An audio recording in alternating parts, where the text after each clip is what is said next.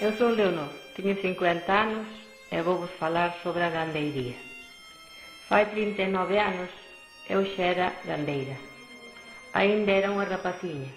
Tiña 11 anos, pero as circunstancias da vida xa era dura.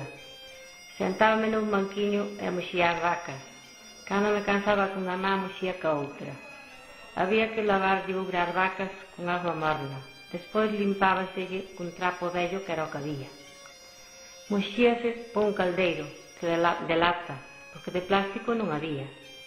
Había que levantarse moi cedo para ir vendelo. Daba igual que chovese ou que fixese frío. Había que ir xunto a unha muller que era que nos recollía.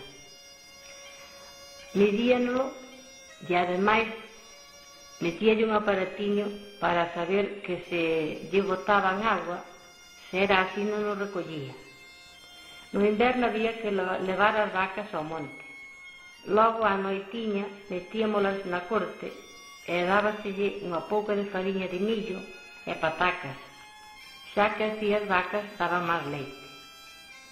No verán levábamos as vacas para as veigas, para que nelas non medrase moita erva, xa que en setembro sembrábamos o centeo, que se segaban verde antes de que espigase. Así tiñamos ferraia para os animais.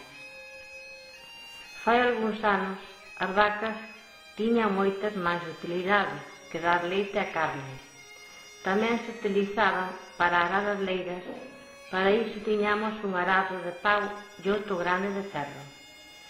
Coa axuda do carro, as vacas carrexaban a erva, os cereais, para a casa, xa que antes non había tratores.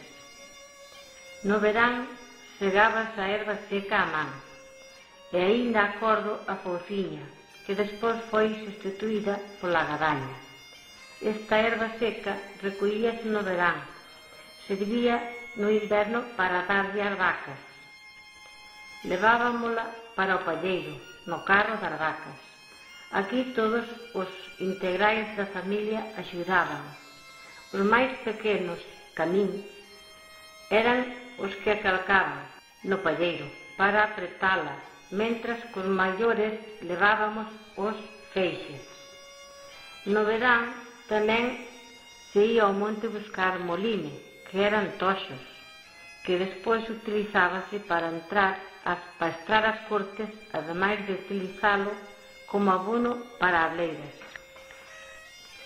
As mulleres tiñamos que atender a casa, os fillos, sacar as patacas, levar as vacas para as leiras e moitas máis cousas.